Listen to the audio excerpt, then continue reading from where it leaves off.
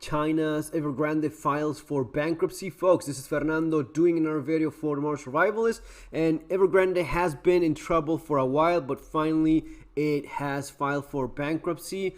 As it says here, Evergrande was once China's largest property developer by sales, but after borrowing heavily, the company collapsed in 2021. How China's economic turmoil could hurt your portfolio. Let's check this out because it's quite interesting.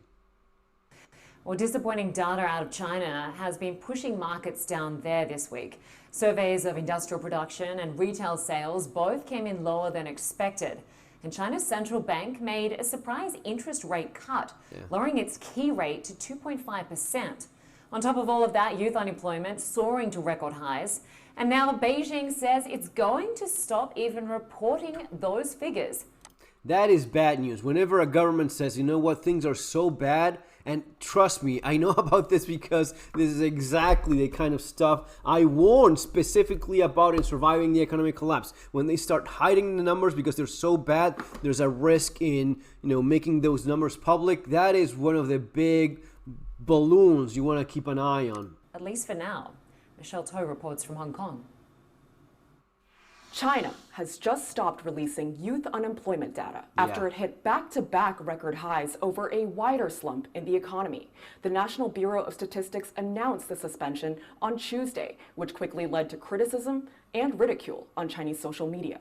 Now, previously, the Bureau had put out this data, which looks at the urban unemployment rates for 16 to 24-year-olds every month. Now, officials are saying the methodology of these statistics needs some work. On Tuesday, Fu Linghui, a spokesman for the National Bureau of Statistics, said young people are now spending more time in school, so there's debate over whether students looking for jobs before graduation should be included in this data.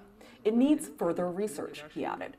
The Bureau will now conduct in-depth research to improve its methodology and will once again start releasing the data once the process is completed, he said. Yeah, once we find ways of lying and cooking the numbers as to make it look a lot better than the disaster it actually is, then we'll start releasing them again. Okay. Without giving any time frame.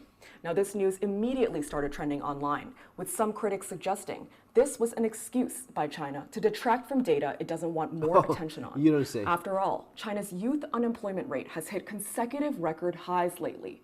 From April to June, it shot up to 20.4%, 20.8%, and 21.3% respectively for 16 to 24-year-olds, figures that have caused huge concern as more than 11 million college grads look for work this year.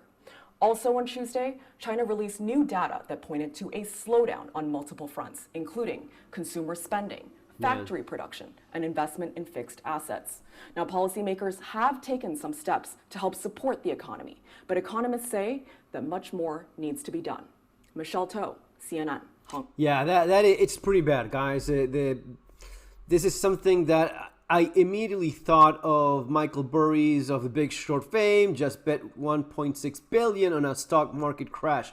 If this guy is betting on a market crash, he's been right before. He knows what he's doing. He's a pretty smart investor, and it just raises all sorts of alarms. So there you go, just little things to keep you up to date regarding. I mean, we've seen the banks crashing recently. We've seen what we just see now, what China is going through. It's a pretty complicated scenario that we are in. But again, as always, just prepare for the worst possible scenario just in case. Right, you have Surviving the Economic Collapse, Street Survival Skills, my books available in Amazon in the links below. That will give you a good idea of how to prepare for more interesting times that may lie ahead. Guys, see you on the next video. Take care.